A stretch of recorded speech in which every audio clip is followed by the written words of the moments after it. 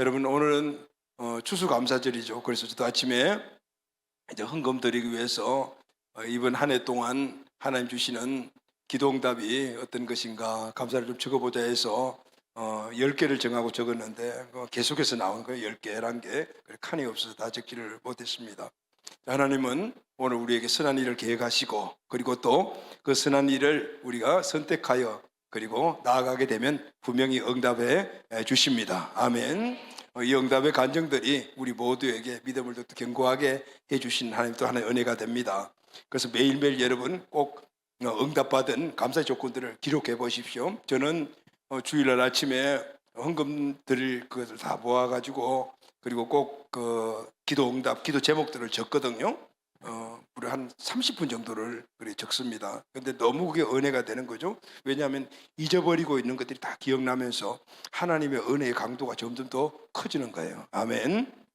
그래서 여러분 가능하면은 기도 노트도 적고, 그리고 기도 응답도 적고 해서 하나님이 우리에게 세밀하게 관찰하시고 보호하시고 적기에 공급해 주시는 그 은혜들을 마음속에 새기며 또 간증하시기를 바랍니다. 아멘. 추수감사절 간증이 오늘 너무 은혜가 됩니다. 특히 우리 김희정 집사 간증은 마음에 많이 정말 와 닿는 간증이었어요. 왜냐하면은 하나님이 궁극적으로 우리를 부르신 목적은 분명합니다. 그것은 제자의 삶을 살아라는 겁니다. 할렐루야. 아멘. 제자의 삶을 사는 것은 우리 교회 안에서는 셀리드의 삶을 사는 것일 뿐만 아니라 내 삶의 모든 영역 안에서 킹덤 빌더로 살아가는 겁니다. 아멘입니까? 아멘이죠, 여러분. 킹덤 빌더의 삶은 내 삶의 영역 안에서 하나님의 나라를 이루어가는 사람이에요. 그래서 거기서 우리가 존귀한 자가 되어야 합니다. 많은 사람들 가운데서도 어둠되는 사람들이 돼야 되거든요. 그런데 여러분, 똑같이 성을 쌓는데 킹덤 빌더가 있는가 하면은 캐슬 빌더가 있어요. 그것은 자기 자신을 위해서 성을 쌓는 사람입니다. 세상에 존귀한 자가 되고 위치가 올라가고 명예를 얻고 하는 것들이 다 자기의 영광을 위해서 살아가면 그것은 그 어떤 영역 안에서 영향자가 되지만은 그것은 바로 캐슬 빌더가 되는 거예요. 그러나 오늘 김미정 집사처럼 그 모든 영역 안에서 하나님이 존귀한 자로 세워주신 그 영역을 하나님의 영광을 연하들할 때 하나님의 궁극주신 부름의 킹덤 빌더가 되는 것입니다. 아멘. 하나님의 특별한 은혜들을 우리 김희정 집사 또 유수인 집사 가정에 이 변화된 모습을 보고 너무나 마음에 감동이 되고 오늘 간증을 또 들어보니까 그런 것 같아요. 또 필리핀 베델 비전교회에 우리 크리스찬 고등학교 3학년이거든요. 이 아이가 우리가 2년째 됐지 않습니까?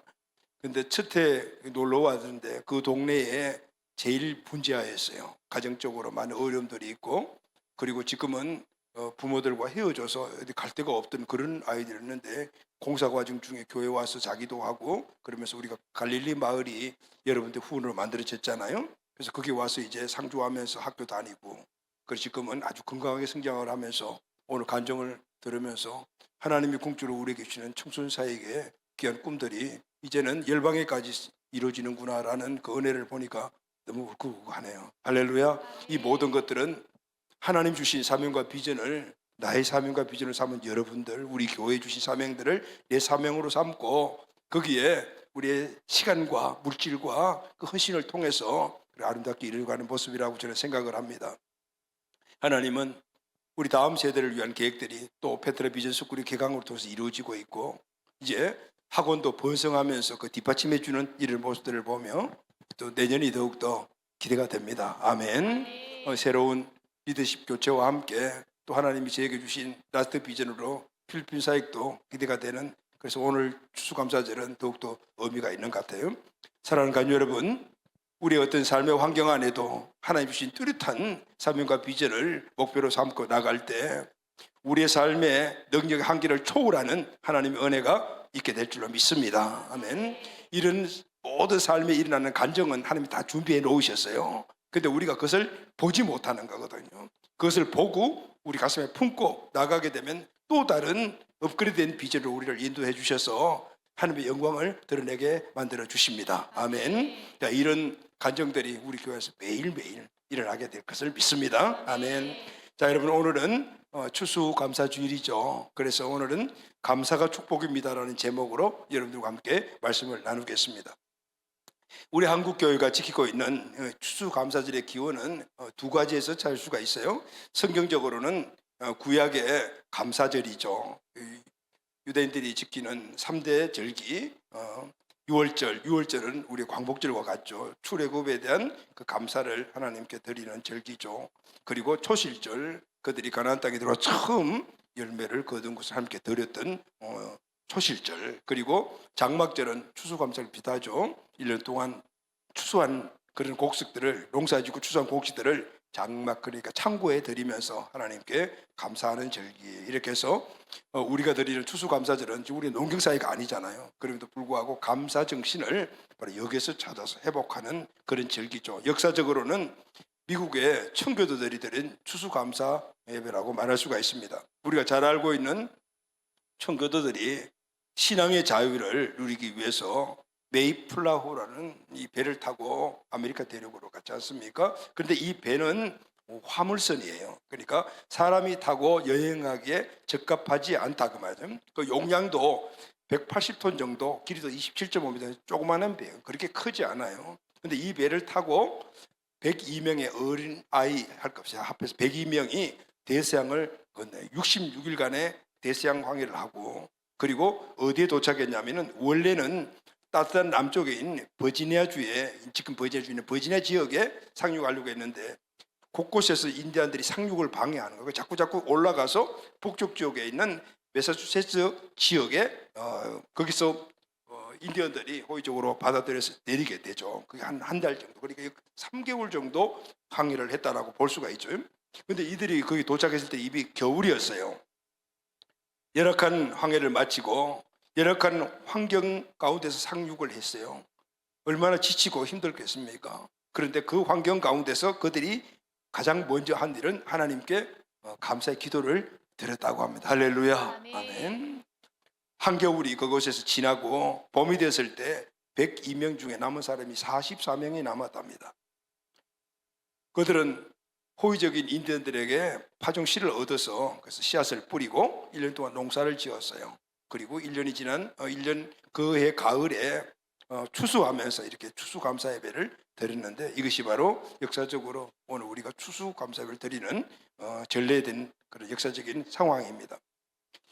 저는 그렇게 생각을 해봤습니다. 미국이 어쨌든 간에 오늘 이 시대에 어느 나라 누구든지 다 누리는 풍성한 부요와 그 영광은 바로 이 그들의 선조인 이 청교도들의 이 감사 신앙이 토대가 되었다는 것을 알 수가 있습니다. 그래서 여러분, 오늘 우리가 중요하게 하나 함께 나눠야 될 주제가 뭐냐면은 감사는 하나님의 축복의 통로다라는, 할렐루야. 아멘. 이들이 하나님께 그 열악하고 어렵고 고통스러운 환경 가운데서도 하나님이 주신 하나님의 뜻을 발견하고 그것을 선택해서 하나님께 감사를 드렸을 때 하나님은 오늘 미국을 저렇게 풍성한 축복으로 번영시켜 주신 것입니다. 그런데 더 우리가 참 의미 있게 받아들일 교훈이 하나 있습니다. 이 청교도들이 그 북쪽 지역에 추운 지역에 내렸을 때 내리자마자 한 일들이 있어요. 그게 뭐냐면은 감사의 기도를 드렸다는 겁니다. 근데 그 감사 기도가 이런 내용이었다고 그래요. 첫 번째가 180톤밖에 안 되는 작은 배지만 항해할 수 있는 배 주심을 감사합니다. 평균 시속이 2마일 정도였는데 66일간 계속해서 운항해 주시니 감사했습니다. 그리고 항해 중 2사람이 죽었으나 한 아이가 태어나게 하심을 감사합니다. 폭풍으로 도시 부러졌지만은 파손되지 않게 해주셔서 감사합니다. 여자들이 도중 파도 속에 빨려 들어갔지만은 다 구출되게 해주셔서 감사합니다. 인디언들이 방해로 상륙지를 얻지 못해서 약 한 달 동안 그렇게 방황했지만은 그러나 무사하게 호의 있는 그런 인디언을 만나서 상륙하게 하심을 감사합니다. 고통스러운 2개월 항해 중 돌아가자는 사람이 한 사람도 없었음을 감사합니다. 어디서 이 기도를 드렸죠? 그 환경은 그들이 그 추운 지방에 정말 아무도 도와주는 사람 없는 그 지역, 거기서 내려서 그래서 그 환경에서 하나님께 감사를 드린 거예요. 도저히 감사드릴 수 있는 환경이 아닌 그 상황에서 드린 그 감사, 하나님의 은혜를 감사해요. 이것이 바로 청교도들의 근본적인 신앙이죠. 하나님 절대주의, 모든 것들은 하나님의 은혜 가운데 살아가는 것이다라는 것을 고백한 것. 오늘 이것이 바탕이 되어서 결국은 하나님은 오늘 이 미국의 번성의 축복을 허락하여 주신 겁니다. 할렐루야, 아멘. 사랑하는 가족 여러분, 많은 사람들이 감사의 조건보다도 불평거리를 먼저 찾는 경향이 있습니다. 저도 문득문득 그런 모습 속에서 제 자신을 되돌아볼 때가 많이 있습니다. 많은 사람들이 어떤 환경을 볼 때 그 환경에서 감사의 조건보다도 불평거리를 더 많이 찾죠. 그런데 어떤 사람들은 그 똑같은 환경 속에서도 감사와 행복의 조건이 되는 것을 찾는 분들이 있습니다. 이런 사람들은 어떻게 늘 행복을 주지해요. 상황마다 불평과 원망거리를 찾으면 그 삶은 늘 불평하고 원망하는 행복하지 못한 삶이 연속되겠죠. 그러나 그 가운데서도 분명히 감사의 조건이 있어요. 그것을 찾아내서 감사를 선택하면 그런 삶을 늘 살면 늘 행복한 삶을 유지할 수가 있게 되는 것입니다. 아멘. 그렇게 삶을 살았던 사람이 오늘 우리가 읽은 본문에 나오는 한 여인에 있었어요. 그 여인이 누구냐면 레아라는 여인이거든요. 성경을 보게 되면은 이 레아라는 여인은 참 불운한 여인이었습니다. 왜냐하면 태어날 때 외모가 못생겼어요. 그 여인이 외모가 못생기면은 사람들로부터, 특히 남성들로부터 관심을 갖지 못하는 경향이 있잖아요. 예전이나 지금이나 다 똑같은 것 같아요. 그러다 보니 남편의 사랑을 제대로 받지 못했습니다. 그런데 이 레아의 삶을 보면요, 그런 상황 가운데서도 얼마든지 나는 왜 이렇게 태어났어? 왜 이렇게 못생겨 태어났어? 이렇게 해서 내 남편에게 사랑을 받지 못해. 이렇게 원망하고 불평할 수 있는 거리가 있잖아요. 그럼에도 불구하고 그 선택하지 않고 원망하거나 불평하거나 이런 행동의 모습들이 성경에 기록되어 있지 않아요. 그리고 그 환경을 그냥 그대로 받아들였어요. 감사함으로 받아들였던 거예요. 하나님이 레아와 자녀들을 축복해 주셨습니다. 아멘. 그에게 많은 자녀를 낳게 해주셨고, 그리고 그들이 하나님의 구속사의 위대한 인물들로 하나님이 사용하시는 것을 볼 수가 있어요. 사랑하는 가족 여러분, 오늘 이것이 우리 인생길의 축복의 원리입니다. 아멘. 우리가 내 인생을 행복하게 사냐 아니면은 불행하게 사냐는 것은 내가 불행하기 때문에 행복하기 때문에 행복과 불행이 게 아니라 내가 무엇을 선택하냐에 따라서 행복과 불행이 이루어지는 거예요. 아멘. 그래서 여러분, 감사가 축복입니다. 아멘. 감사가 행복인 거예요. 태어날 때 외모가 출중하지 못하게 태어난 사람도 있죠. 또 외모가 완하게 태어나는 사람도 있습니다. 근데 여러분, 외모가 뛰어나게 태어났다고 그 사람의 인생이 다 행복한 인생입니까? 아니면 외모가 뛰어나지 못하고 해서 그 사람의 인생을 평생 불행하게 살아갑니까? 우리는 그렇지 않은 것들을 많이 보지 않습니까? 그들이 내가 어떤 상태에 태어났다 하더라도 내가 무엇을 선택하냐에 따라서 그 사람의 결과가 만들어지는 것을 우리는 보고 있다, 그 말입니다. 그래서 여러분, 오늘 이런 상황들은 외모뿐 아니라 우리의 모든 삶의 영역도 마찬가지죠.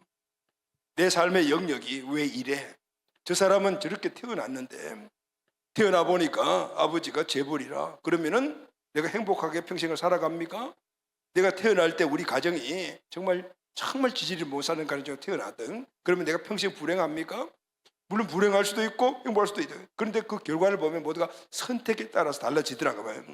그래서 여러분, 오늘 우리는 우리 인생사에 행복한 삶을 살아갈 수 있는 그 선택하는 원리를 오늘 본문을 통해서 한번 배워보기를 바랍니다. 아멘. 그래서 우리에게 주신 하나님의 놀라운 은혜의 축복들을 한 사람도 빠짐없이 누리는 우리 공동체 가족들이 꼭 되시기를 주님의 이름으로 축복합니다. 아멘. 에어컨 좀 틀어줘야 될 것 같아.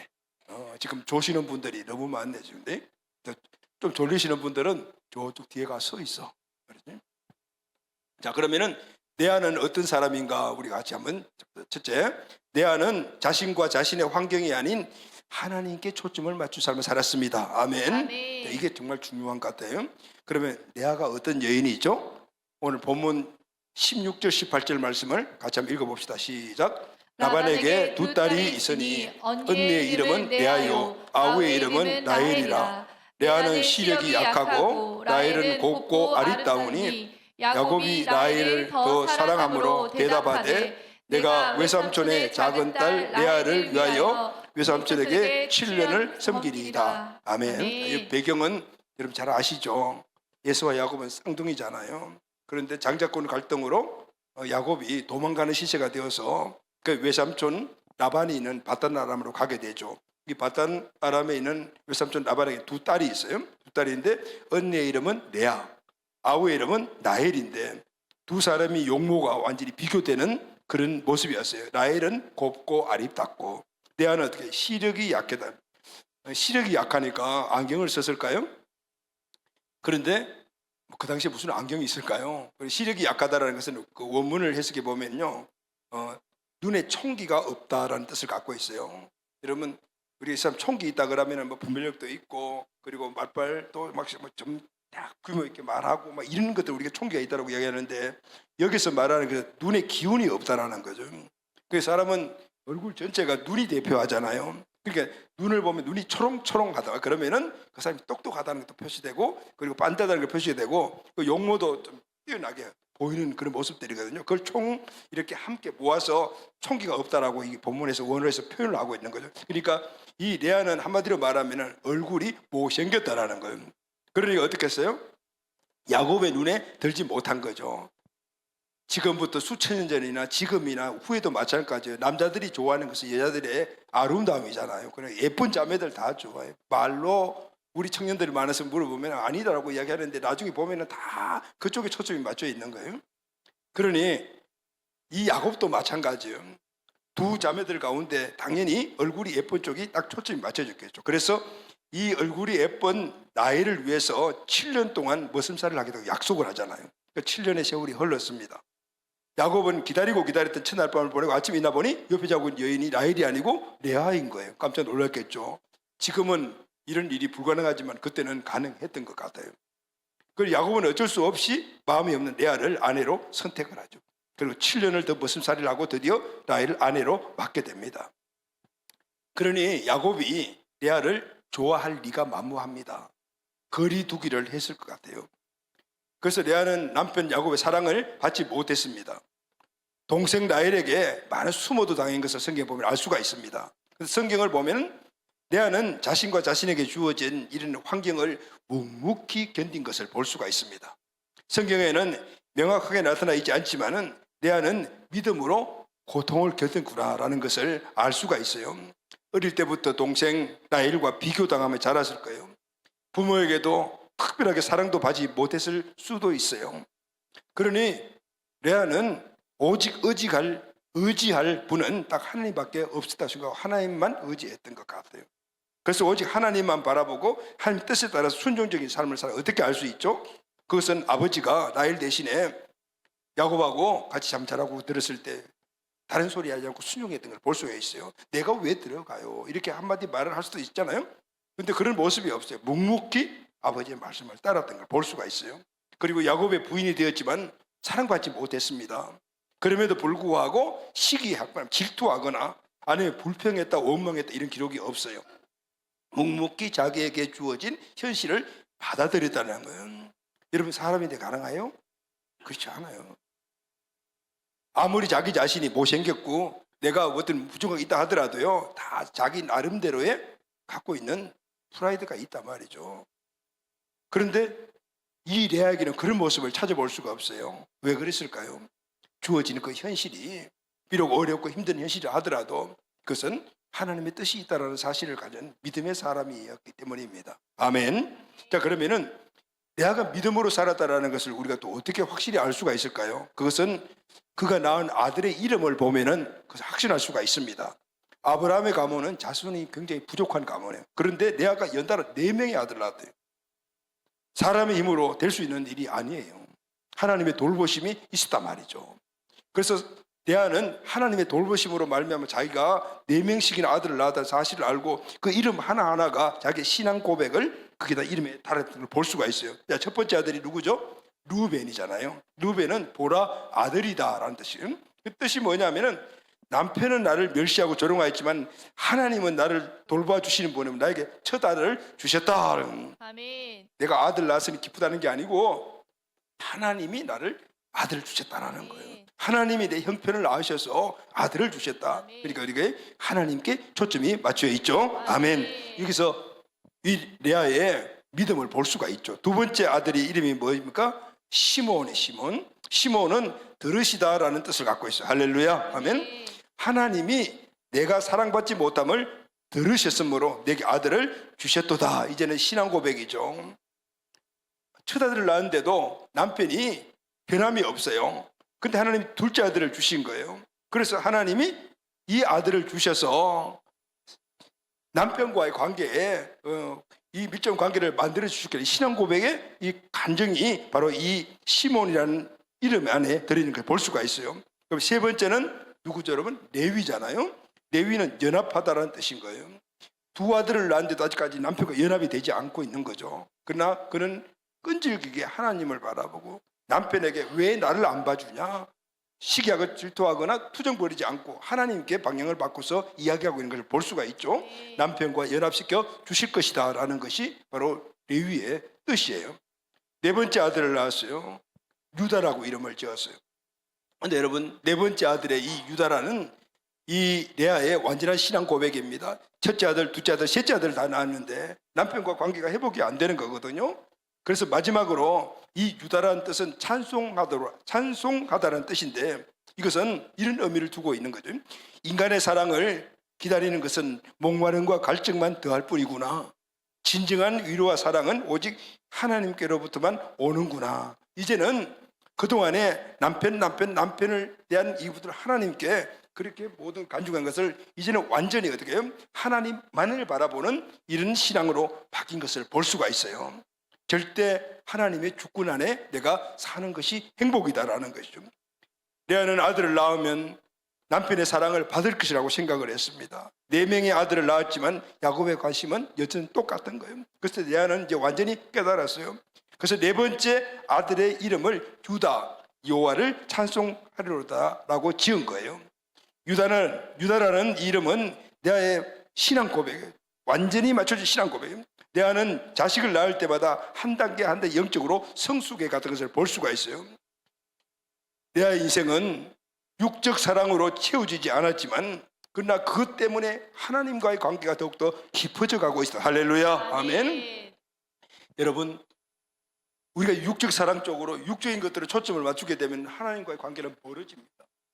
그러나 오늘 하나님과 관계를 접어들고 하나님과 관계를 가지고 육적 사랑을 접어두게 되는 것은 하나님 쪽으로 방향을 바꾸게 되면 이건 자동으로 접어지게 되는 것입니다. 하나님의 사랑의 관계가 가면 갈수록 육적 사랑의 관계는 갈급함이 줄어들 수가 있게 되는, 이럴 때 내 상황을 볼 수가 있게 되면 이것은 하나님이 주신 것이구나. 그래서 환경은 정말 엄청나게 고통스럽고 어려운 환경을 하더라도 하나님께 감사를 올려드릴 수가 있게 되는 거죠. 할렐루야. 아멘. 레아는 남편 야곱이 행복의 근원이라고 생각을 했습니다. 이것은 꼭 남편뿐만 아니라 우리가 보이는 것, 육신적인 모든 것들을 채우는 육적 충족이 행복의 근원이라고 생각하고 살아가는 우리 모두의 모습과 똑같은 거예요. 그러나 남편은 진정한 행복을 가져다 주지 못한다는 사실을 깨달은 거죠. 과정 속에서 그 하나 어려운 과정 속에서 하나님을 계속해서 바라고 원하며 이 문제를 해결해 주기를 원했지만 그것이 안 되는 과정을 걸쳐서 네 번째 아들에 와서는 비로소 모든 인생에 보이는 것, 남편을 통해서 내가 완전히 충족받고자 원하는 이 사랑은 결국은 궁극적으로 이루어지지 않는 거구나 라는 사실을 깨닫게 되었다는 거예요. 그래서 남편의 사랑을 포기해요. 그리고 영원하신 하나님의 사랑을 붙잡을 것을 결단합니다. 그리고 이렇게 선포하는 거죠. 하나님은 내가 남편의 사랑에 목말라 할 때 하나님의 사랑을 주셨다. 아멘. 내게 남편의 사랑은 없지만 하나님이 사랑에 나를 지배하고 있다. 이제 내게 없는 것으로 인해 괴로워하지 않고 내게 있는 것으로 감사하겠다는, 남편의 사랑에 목말라지 아니하고 나에게 주어진 영원한 하나님의 사랑을 붙들겠다는, 여러분, 이것이 절대 주권자이신 하나님을 믿는 바로 믿음입니다. 할렐루야. 아멘. 그분이 우리의 주권자 주인 되심을 믿는 그 믿음의 고백이 바로 여기까지 와야 되는 거예요.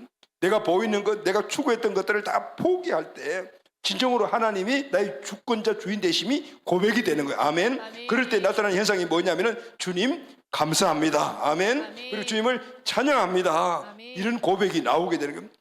내가 원하는 육신적이고 보이는 것들을 다 추구하고 거기서 계속 목말라 있으면은 하나님께 감사할 수가 없어요. 찬양할 수가 없어요. 진정한 감사를 누릴 수가 없다 그 말이죠. 오늘 과정 속에서 세 아들과의 과정 속에서 이 레아가 그 아들만 갖고 있으면 남편과의 사랑이 회복될 것이라는 이 생각이 이루어졌음에도 불구하고 그것이 불가능으로 딱 나타났을 때 그때 레아는 온전히 하나님만을 의지하기로 하나님의 사랑만으로 만족하기로 결단한 거예요. 할렐루야. 아멘. 아멘. 순간순간마다 어려움이 왔을 때 레아는 하나님께 엎드려 기도했어요. 믿음으로 그 상황을 돌파했다. 여전히 지금도 이해가 되지 않는 것이 있다 해도 하나님은 신실하신 하나님이시기 때문에 그 뜻을 믿고 따르기만 하면은 결정하면은 내가 먼저 찬양하고 감사하면은 찬양과 감사의 조건을 하나님이 주실 것이라는 믿음이 있었다 그러면 할렐루야. 아멘. 사랑하는 여러분, 오늘 우리 인생의 삶을 보게 되면은 수없이 많은 어려운 문제 그런 산들이 우리 앞에 순간순간 오잖아요. 하나님의 기도에서 응답을 받음에도 불구하고 그것들이 계속해서 이루어지고 그대로 있는 때가 우리는 늘 보죠. 지금도 그 순간에 있는 그런 우리 가족도 있을 수도 있는 거죠. 그러나 진정 하나님이 원하시는 것은 순간순간마다 우리 그것을 응답해 주는 것이 아니고 그것을 통하여서 다시 한 번 더 응답을 받는데 또 고통이 오고 응답을 또 고통이 오는 이런 과정을 통해서 하나님만을 의지하기를 원하시는 거예요. 할렐루야. 아멘. 그럴 때 우리 인생의 모든 삶이 하나님 주시는 것으로 말미암아 행복하고 감사의 삶을 살 수가 있기 때문입니다. 아멘. 우리가 살아가는 이 세상은요 어쩔 수 없이 두 가지의 선택 가운데 있어요. 하나님의 공급하심으로 인하여 행복하고 축복의 삶을 살 수 있는 것이 있는가 하면은 이 땅에 살아갈 때 끊임없이 이 세상의 왕은 우리 인생의 모든 삶을 간섭하고 공격하고 무너뜨리려고 하고 우리를 멸망시키려 한단 말이죠. 그런데 우리는 뭘 선택하냐는 거죠. 동일하게 우리에게 주어졌지만 우리는 늘 세상의 것에 안 되는 것에 다른 것들에 비교하는 그 삶을 선택해서 그것 때문에 우리에게 고통이 오고 어려움이 오고 그래서 우리 삶이 불행으로 스스로 이끌려 가게 된다면 하나님은 신실하신 분, 할렐루야. 아멘. 그분은 우리에게 선하신 것들을 계획하시고 주시는 분이심을 믿습니까? 아멘. 아멘. 그분을 선택하면 되는. 그러면 우리 삶은 감사와 행복이 넘치는 삶을 살아갈 수가 있게 되는 거죠. 오늘 이 자리가 그 자리가 꼭 되기를 바랍니다. 아멘. 하나님께서는 어떤 상황 속에서도 믿음으로 그것을 바라보며 감사하고 찬양하는 레아에게 놀라운 축복을 회복시켜 주십니다. 이것이 하나님의 뜻이거든요. 하나님은 레아의 감사의 삶을 축복해 주셨어요. 아멘. 레아의 핏줄에서 출애굽의 지도자 모세가 태어납니다. 오늘날까지 이스라엘 최고의 지도 존경받는 다윗이 태어납니다. 이들은 자기 민족뿐만 아니라 온 세계 열방까지 오늘 이 세상에 있는 모든 기독교인들에게 영향을 주는 영향의 사람들이 되지 않았습니까? 누구의 후손이죠? 레아의 후손입니다.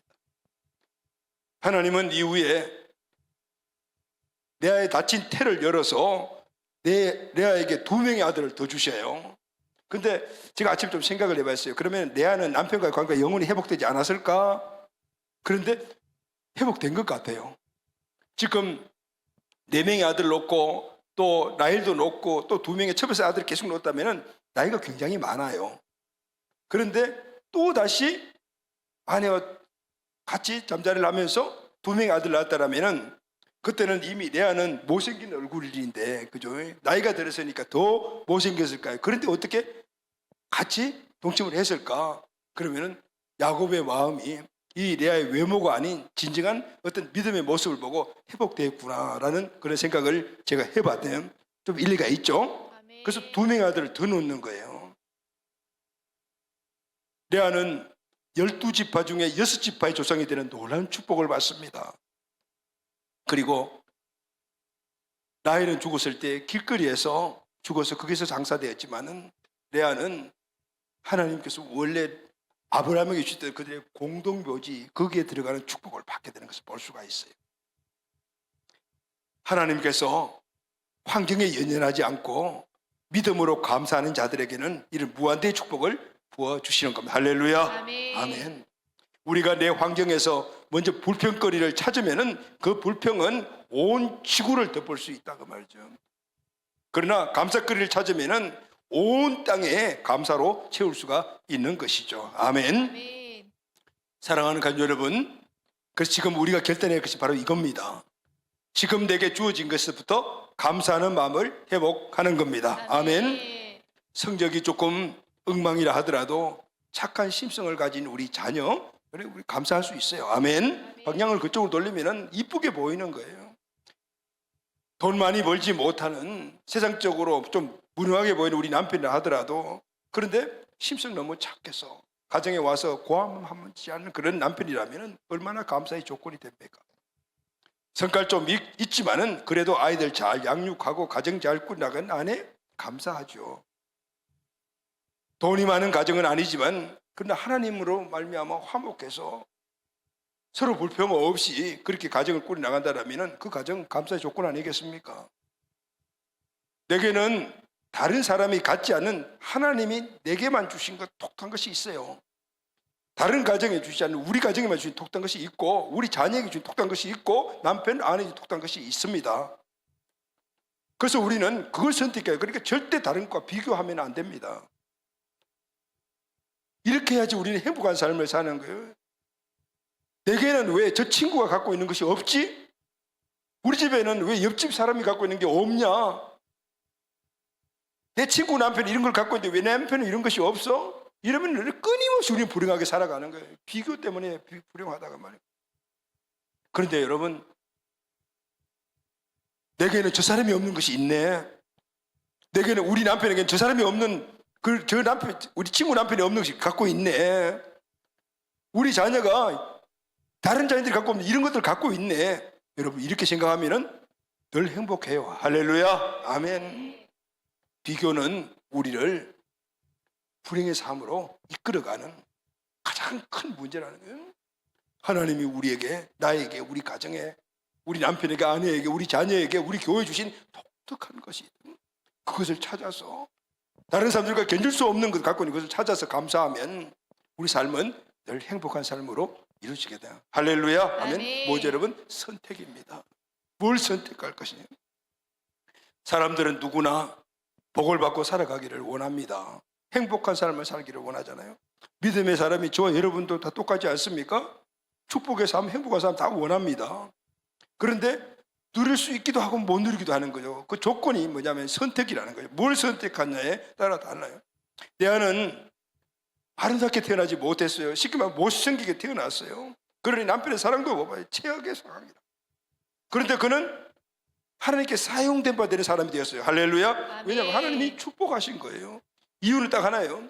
주어진 환경, 여기에서 지금 내게 주신 고통과 어려움을 주는 환경을 바라보는 것이 아니고 하나님 주신 또 다른 것들을 선택해서 그걸 바라봤을 때 그것을 너끈히 이기고, 이겼을 뿐만 아니라 감사하고, 아멘. 그리고 그것을 찬양하는 자가 되었다는 것입니다. 오늘 감사하고 찬양하는 자에게 하나님께서 물 붓듯이 은혜를 부어주신 것을 믿습니까? 아멘. 그것이 뭐냐면 믿음이거든요. 그것은 믿음의 통로거든요. 어떤 어려운 환경 속에서도 하나님께 감사하면 우리 믿음의 통로가 열려지는 거예요. 그러면 하나님이 물붓이 부어주시는 거예요. 그런데 우리가 불평하고 원망하면 믿음 통로가 닫히는 거예요. 왜냐하면 하나님을 안 믿고 세상 걸 믿기 때문에, 나를 믿기 때문에 그래요. 그럴 때는 믿음의 통로가 닫혀지니까 하나님 축복이 어때요? 찔끔찔끔 아니면 확 닫혀져 버려요. 그러니 더 많은 불평과 원망이 일어나게 돼요. 사랑하는 가족 여러분, 레아처럼 어떤 환경 속에서라도, 어떤 상황 속에서라도 하나님을 선택하십시오. 할렐루야. 아멘. 그분이 어떤 분이시죠? 신실하신 분. 아멘. 아멘. 신실하신 분은 약속하신 것을 이루시는 분이에요. 하나님은 우리를 이미 선택하실 때부터 풍성한 삶을 약속하셨어요. 아멘. 아멘. 우리가 그 약속을 받고 갖고 있는 삶을 이 땅에서 살아야 되기 때문에 끊임없이 세상에 오는 유혹에서 우리가 넘어가는 거예요. 그걸 선택한다면 세상은 오늘 우리에게 망하는 곳으로 가고 멸망으로 끌려가는 것에 계속 초점을 맞추라고 그래요. 하나님 떠나라. 세상이 주는 이 모든 것들의 가치를, 행복의 조건을 살아라. 그리고 우리가 그걸 갖고 그쪽으로 살아가도록 만드는 거예요. 그리고 어디 불평, 원망, 왜냐하면 자꾸 비교하거든요. 여러분 25평 앞에 살 때 너무 좋았는데 그 살다 보니까 35평 앞에 사는 친구가 부러워지는 거예요. 25평만 살아도 두 사람 충분히 살 수 있네. 그런데 왜 35평을 왜? 또 근데 왜 50평 찾는 거예요? 그게 무슨 가치예요? 세상 가치죠. 자꾸 그러니까 우리는 불평 원망 더 자꾸 하게 되는 거예요. 25평 감사하면 예전에 방 한 칸에 살 때가 있는데 제가 그랬다는 거예요. 결혼하고 처음 신혼시장 아니에요. 우리 첫째 놓을 때까지만 해도 방 한 칸에서 살았어요.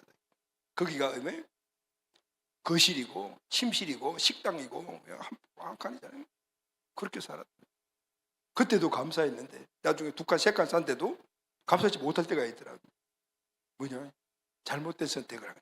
사랑하는 가족 여러분, 모든 환경에서 감사를 선택하는, 그래서 2025년도 우리에게 최고의 축복의